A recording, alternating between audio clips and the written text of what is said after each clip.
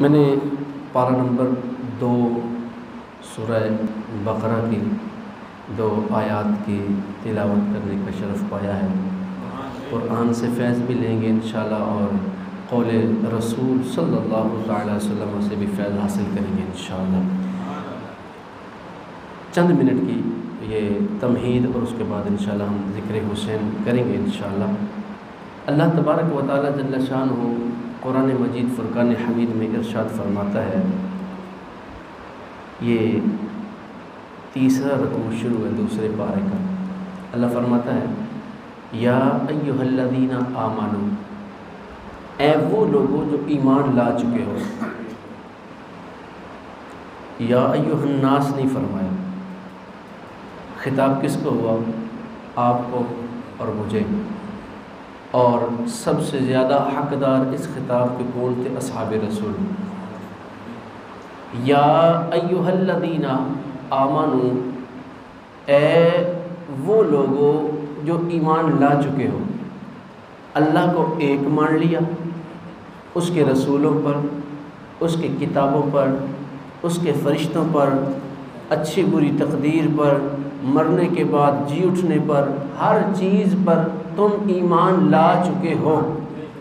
یا ایھا الذین آمنوا استعینوا بالصبر والصلاۃ، ایمان لانے کے بعد پھر تم پر کوئی مصیبت آ جائے، کوئی پریشانی آ جائے، تمہیں کوئی دکھ آ جائے، تو پھر کرنا کیا ہے؟ اللہ تعالیٰ تربیت فرما رہا ہے اپنے بندوں کی، زبان مصطفیٰ کی ہے، کلام خدا کا ہے۔ اللہ فرماتا ہے، ایمان والوں، جب تمہیں کوئی تکلیف مصیبت پہنچ جائے تو پھر کرنا کیا ہے؟ مدد کہاں سے لینی ہے؟ پکارنا کیسے ہے؟ کس کو پکارنا ہے؟ فرمایا، آمنوا استعینوا بالصبر، پھر مدد حاصل کرنی ہے صبر کے ساتھ۔ کس چیز کے ساتھ؟ صبر کے ساتھ۔ پھر فرمایا اس کے بعد بالصلاۃ، پھر نماز کے ساتھ۔ پہلے صبر، پھر نماز۔ قرآن مجید فرقان حمید میں کئی حوالوں سے، اشاروں سے اور واضح طور پر کتنی بار نماز کا حکم ہوا ہے؟ تقریباً 700 سے زائد مرتبہ۔ اللہ تبارک و تعالی جل شانہ یہاں کیا فرما رہا ہے؟ پہلے صبر سے، اس کے بعد پھر نماز سے کیا کرنا ہے؟ مدد حاصل کرنی ہے۔ صبر وہ عظیم عبادت ہے جو نظر نہیں آتی۔ نماز پڑھتے ہیں نظر آتی ہے، روزہ رکھتے ہیں پتہ چل جاتا ہے، چہرے کی حیت سے پتہ چل جاتا ہے، بھوک پیاس کے آثار سے پتہ چل جاتا ہے، صدقہ و خیرات کرتے ہو پتہ چل جاتا ہے۔ لیکن صبر وہ چیز ہے جو نظر آتا ہی نہیں ہے۔ اللہ تبارک و تعالیٰ فرماتا ہے صبر سے، اور اگر صبر نہیں ہے تو پھر نماز بھی نہیں ہے۔ توجہ کیجئے گا، میں ابھی آپ کو سمجھا رہا ہوں۔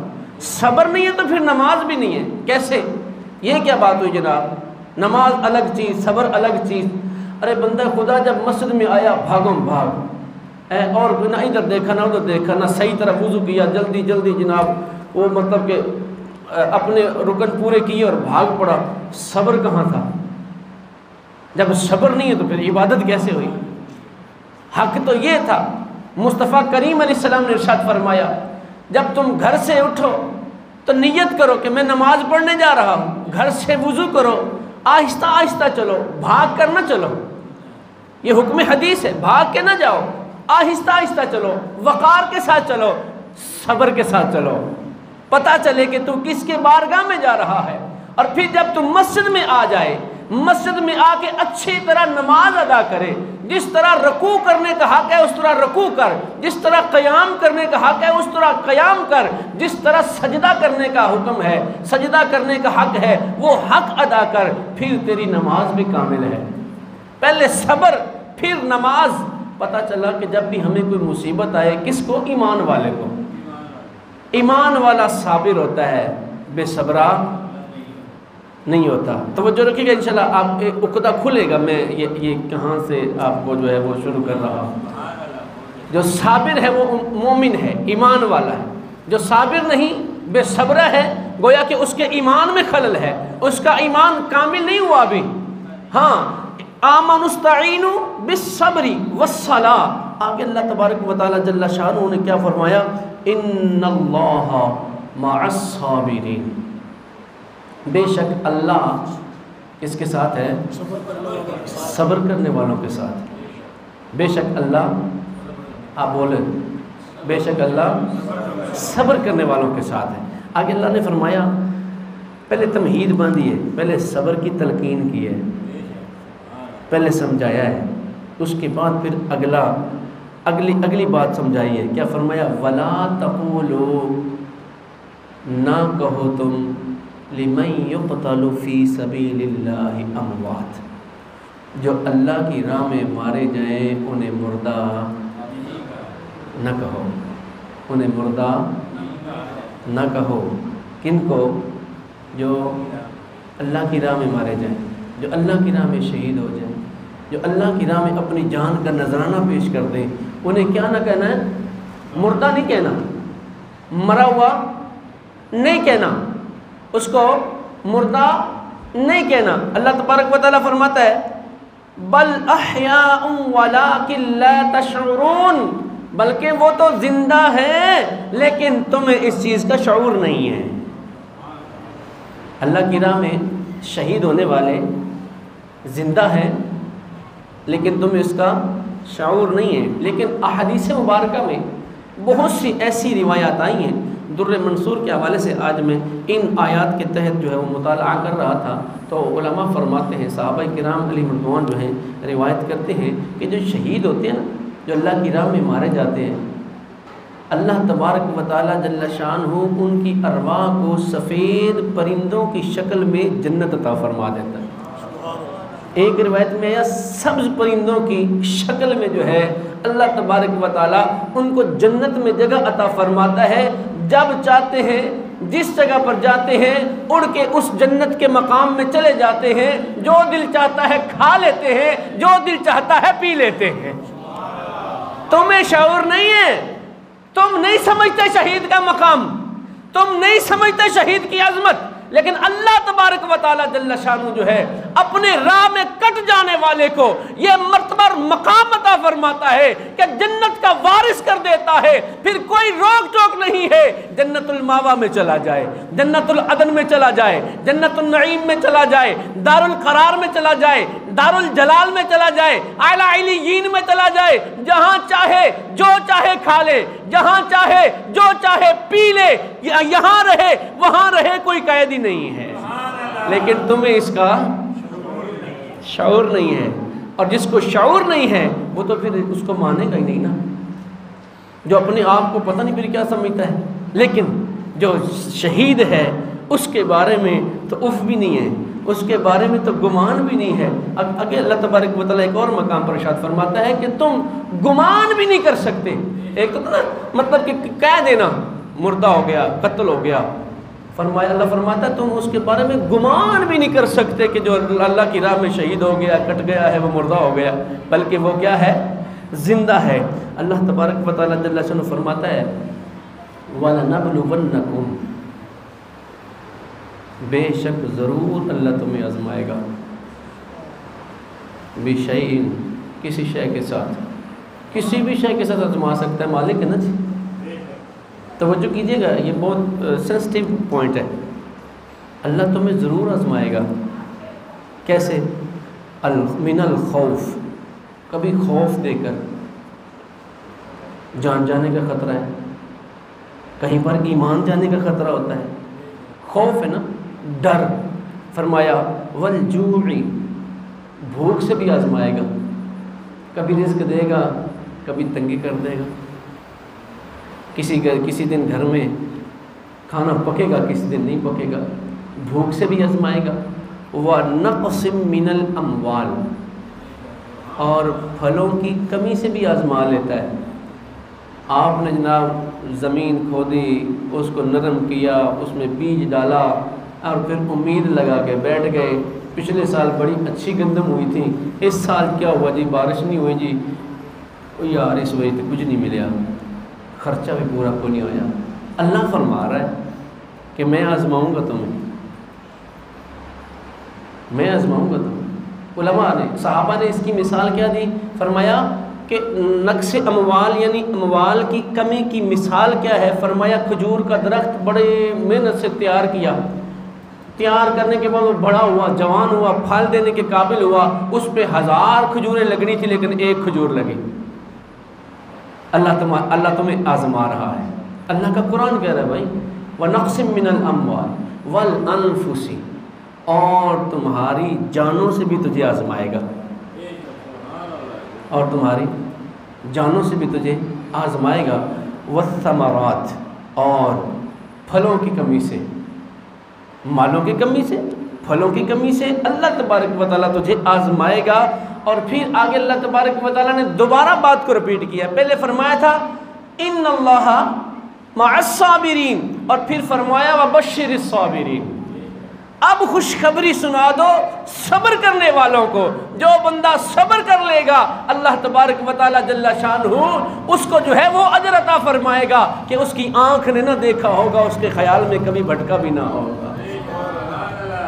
اگلی بات بڑی پیاری بات، بڑا پیارا پیغام ہے قرآن کا۔ اللہ فرماتا ہے الذین، وہ لوگ اذا اصابتہم مصیبت، جب ان کو کوئی مصیبت پہنچتی ہے، پریشانی پہنچتی ہے، تو وہ کیا کرتے ہیں؟ قالوا، وہ بولتے ہیں انا للہ و انا الیہ راجعون۔ مصیبت پہنچنے پر وہ لوگ جو ایمان والے، کیونکہ بات ایمان والوں کی ہو رہی ہے، بے ایمانوں کی تو ہو ہی نہیں رہی۔ کروڑ والی بندہ کہتا رہے میں مومن، میں مومن، میں مومن، جو مرضی کہتا رہے، لیکن ایمان تو ایسے تھوڑی ہوتا ہے۔ ایمان کسی چیز کا نام ہے بھائی۔ جب مصیبت پہنچتی ہے کیا کہتا ہے؟ انا للہ و انا الیہ راجعون۔ تفسیر در منصور کے حوالے سے میں مفہوم عرض کر رہا ہوں۔ کسی نے پوچھا بزرگوں سے کہ صبر کیا ہے، صبر پر ثابت قدم رہنا کیا ہے؟ فرمایا مصیبت پہنچنے سے پہلے جس طرح بندہ تھا، مصیبت پہنچنے کے بعد بھی ویسا بندہ ہو تو صبر، سمجھ لو کہ یہ صبر کرنے والا ہے۔ نہیں بات سمجھ رہی؟ مصیبت پہنچنے سے پہلے جس طرح بندہ تھا اللہ کی رضا پر راضی اسی طرح رہے تو سمجھ لو کہ وہ بندہ صبر کرنے والا ہے، اور اگر واویلا مچا دیتا ہے تو پھر سمجھ لو کہ وہ صبر کرنے والا نہیں ہے۔ صحابہ کرام اور صحابیات کس طرح قرآن کو فالو کیا کرتے تھے؟ حضرت سیدنا عبد الرحمن بن عوف رضی اللہ تعالیٰ عنہ، آپ بیمار ہو گئے، اتنے بیمار ہوئے کہ آپ پر نہ غشی طاری ہو گئی اور بے ہوش ہو گئے۔ جو بھی لوگ پاس تھے نا انہوں نے سمجھا کہ انا للہ و انا الیہ راجعون، اب تو یہ گئے، اوپر چادر اڑا دی، جیسے فوت ہونے والے پہ چادر دے دیتے ہیں، چادر اڑا دی۔ آپ کی زوجہ ام کلثوم بنت عقبہ رضی اللہ تعالی عنہا اٹھی اور مسجد میں چلی گئی اور جا کر نماز شروع کر دی۔ یا ایھا الذین آمنوا استعینوا بالصبر والصلاۃ، جب تمہیں کوئی مصیبت پہنچے تو کیا کرو؟ نماز پڑھو، اللہ تعالیٰ تمہیں مصیبت پر صبر عطا فرما دے۔ یہ صحابہ کرام نے ہمیں سکھایا ہے، انہوں نے ڈائریکٹ آقا کریم علیہ الصلوۃ والسلام سے سیکھا ہے، ہم تو انہی کو فالو کریں گے، انہی کی پیروی کریں گے، انہی کے پیچھے چلیں گے۔ صبر یہ ہے کہ جس طرح بندہ مصیبت پہنچنے سے پہلے تھا اسی طرح بندہ بعد میں رہے تو سمجھ لو کہ یہ صابر ہے، یہ شاکر ہے، اور اگر کیفیت اس کی چینج ہو جاتی ہے تو پھر سمجھ لو کہ اس کے اندر صبر نہیں ہے۔ اللہ تبارک و تعالیٰ فرما رہا ہے میں تمہیں آزماؤں گا، میں تمہیں ایسے چھوڑنے والا نہیں ہے۔ یہ نہیں کہ تم نے کلمہ طیبہ لا الہ الا اللہ محمد رسول اللہ پڑھ لیا تو تم کہو گے کہ تم چھوڑ دیے جاؤ گے، جنت میں چلے جاؤ گے، نہ، بلکہ آزمائے جاؤ گے، مصیبتیں آئیں گی، تنگیاں آئیں گی، پریشانیاں آئیں گی، جو بندہ اس پہ ثابت قدم رہے گا، اللہ تبارک و تعالیٰ جل شانہ کی دی ہوئی مصیبت پر صبر کرتا رہے گا، وہی کامیاب و کامران ہو کر واپس لوٹے گا۔ اور پھر مصیبتیں آئی ہیں، کس پہ مصیبتیں نہیں آئیں؟ نبی پاک صلی اللہ تعالی وسلم رب کے محبوب ہیں، تمام نبیوں کے سردار ہیں، تمام نبیوں کے تاجدار ہیں، میرے آقا کریم علیہ السلام اپنے زبان اقدس سے فرما رہے ہیں راہ خدا عز و جل میں جتنا میں ستایا گیا ہوں مجھ سے زیادہ کوئی نہیں ستایا گیا. حالانکہ میں آپ کو بتاتا ہوں سیدنا ایوب علیہ السلام کا قرآن میں واقعہ پڑھ لو. اللہ تبارک و تعالیٰ نے بیماری دے کر آزمایا, اس پر صابر و شاکر ہوئے. ایوب صابر کے نام سے مشہور ہو گئے. سیدنا زکریا علیہ السلام کے بارے میں شاید آپ نے نہ سنا ہو. یہ وہ اللہ کے نبی ہیں جن کو آرے سے چیر دیا گیا, آرے سے چیر دیا گیا, لیکن زبان پہ اف نہیں آئی, زبان پہ سی نہیں آیا, بلکہ اللہ کی رضا پر صبر کرتے رہے, اللہ کی رضا پر صابر رہے, اللہ کی طرف سے آئی ہوئی مصیبت پر صبر کیا ہے. اللہ تبارک و تعالیٰ نے درجات بڑھا دیے ہیں.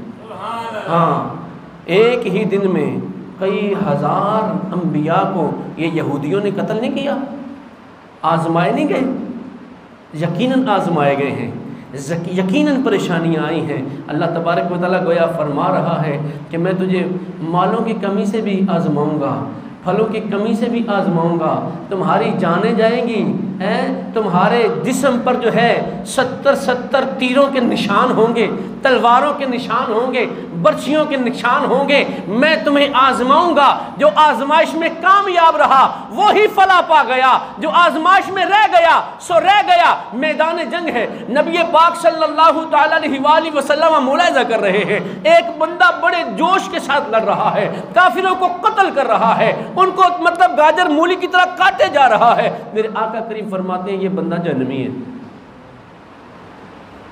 صحابہ کرام بالکل ششدر رہ گئے, یا رسول اللہ صلی اللہ علیہ وسلم آپ کا حکم سر آنکھوں پر, لیکن یہ تو کافروں کو قتل کر رہے ہیں, یہ کیسے؟ فرمایا انتظار کرو. صحابہ تھے, رسول اللہ کی زبان سے کوئی بات نکلے اور وہ ایمان نہ لائیں, یہ کیسے ہو سکتا ہے؟ یہ آج کل کا کوئی ملا تھوڑی ہے, آج کل کا کوئی لونڈا تھوڑی ہے جو صحابہ کی شان میں گستاخیاں بک رہا ہے, جو نبی کی شان میں گستاخیاں بک رہا ہے. یہ یہاں کوئی جیلم کا کوئی لونڈا ہے, اس کو انجینئر مرزا محمد علی کہتے ہیں, مجھے تو اس کا نام لیتے ہوئے بھی شرم آتی ہے. ایسا بے غیرت انسان ہے, نبی کی شان میں گستاخیاں, نبی کے صحابہ کی شان میں گستاخیاں. اس دن میں نے وہ اس کا چھوٹا سا کلپ دیکھا, اس میں وہ بک رہا تھا کہ یہودی کہتے تھے نبی پاک علیہ السلام کے بارے میں العیاذ باللہ تعالیٰ کہ یہ کل کا چھوکرا ہمیں سکھائے گا. یہ اس بے غیرت نے اتنی بڑی جسارت کی ہے نبی پاک علیہ السلام کو چھوکرے کے لفظ سے, حالانکہ کسی کتاب سے بندہ ثابت کر کے دکھائے, اگرچہ وہ یہودیوں کی مخالفت کر رہا ہے, یہودیوں کو مطلب کہ برا کہہ رہا ہے, لیکن ایسے الفاظ کہاں ملتے ہیں کہ یہودیوں نے بھی یہ لفظ بولے ہوں. کہتا ہے نبی پاک علیہ السلام کا حدیث پاک ہے, ارشاد فرمایا میرا زمانہ بہتر ہے, میرے دیکھنے والوں کا زمانہ بہتر ہے, اور ان کے دیکھنے والوں کا زمانہ بہتر ہے. یعنی صحابہ کا, آقا کا, صحابہ کا اور تابعین کا. وہ کل کا چھوکرا وہ بے غیرت کہتا ہے تابعین رج کے جھوٹے تھے, رج کے جھوٹے تھے. ایک کذاب ابن کذاب ہے, یہ اتنا بے غیرت ہے. تو ہر کسی کے پیچھے نہ چل پڑا کرو. علماء نے فرمایا ہے اس لونڈے کی تقریریں سننا حرام ہے, اس کی تقریر بھی نہیں سننی. مطلب بات بات پہ تو جھوٹ بولتا ہے, بات بات پہ حدیث کو توڑ مروڑ کے پیش کرتا ہے, اور لوگوں کو جو ہے لوگوں کا عقیدہ خراب کر رہا ہے. نہ اللہ کی شان میں یہ باز آتا ہے, نہ نبیوں کی شان میں گستاخی کرنے سے باز آتا ہے, نہ صحابہ و تابعین کو چھوڑ رہا ہے. ایسا ذلیل ہے یہ تو مطلب کہ دوسرا قادیانی بن رہا ہے. وہ جو کہتا ہے قادیانی جو ہے یہ کافروں سے کیسے بدتر ہو سکتے ہیں, یہ تمہارے نبی کو بھی تو نبی مانتے ہی ہیں نا. ہم کہتے ہیں کافر تو کافر ہے, جو کلمہ پڑھنے کے بعد کافر ہو جائے اس کو ہم مرتد کہتے ہیں, اور مرتد کی سزا اس سے بھی زیادہ سخت ہوتی ہے. تو ہم تو قادیانی کو کافر ہی کہیں گے, یہ اس کا ساتھی ہے, اس کو جو مرضی کہتا رہے.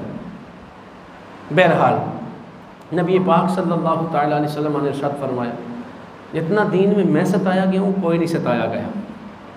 نبی پاک صلی اللہ تعالیٰ علیہ وسلم کو کتنا ستایا گیا, لیکن آقا کریم رؤوف الرحیم صلی اللہ علیہ وسلم صبر کے پہاڑ ہیں, استقامت کے پہاڑ ہیں. اللہ تبارک و تعالیٰ جل شانہ آگے کیا ارشاد فرماتا ہے, جو بندہ صبر کر لے مصیبت پر, مال کے تلف ہو جانے پر, گھاٹا آ جائے تو کہے اللہ کی طرف سے کوئی مسئلہ نہیں ہے, آج اس نے گھاٹا دیا ہے تو کل وہ منافع بھی دے دے گا، ٹھیک ہے جناب، اس پہ صبر کر لیتا ہے، اور جب مصیبت پہنچے تو کہے انا للہ و انا الیہ راجعون۔ نبی پاک علیہ السلام گھر میں تشریف لائے نا، تو نبی پاک علیہ السلام کے نا انگوٹھے مبارک کو نا کانٹا چومنے کے لیے آ گیا۔ ہم تو آقا کے یوں ادب احترام کرتے ہیں، آقا کریم علیہ السلام کو کے مطلب نا انگوٹھے مبارک میں نا کانٹا چبھ گیا۔ نبی پاک صلی اللہ علیہ وسلم بیٹھ گئے اور فرمایا انا للہ و انا الیہ راجعون۔ اما عائشہ صدیقہ رضی اللہ تعالیٰ جلدی سے آئیں، آقا کریم علیہ السلام کے انگوٹھے کو دیکھا نا تو بالکل معمولی سا مطلب کہ نا وہ سمجھ لے کہ کانٹا چبھا ہوا تھا، تو کہتی ہیں کہ میں مسکرا پڑی کہ یا رسول اللہ صلی اللہ علیہ وسلم، بل اتنے پہ بھی انا للہ؟ آپ نے فرمایا ہاں، میرا رب چاہے تو اتنے کو اتنا کر سکتا ہے، اور اتنے کو چاہے تو اتنا کر سکتا ہے۔ فرمایا ہر وہ مصیبت، ہر وہ بات جس سے بندہ مومن کو پریشانی لاحق ہوتی ہے، اس پہ بندہ انا للہ و انا الیہ راجعون پڑھے، اللہ تعالیٰ مصیبت پر صبر کرنے کا اجر عطا فرماتا ہے۔ حضرت سیدنا عمر فاروق اعظم رضی اللہ تعالیٰ عنہ جا رہے تھے، آپ کے جوتے کا تسمہ ٹوٹ گیا،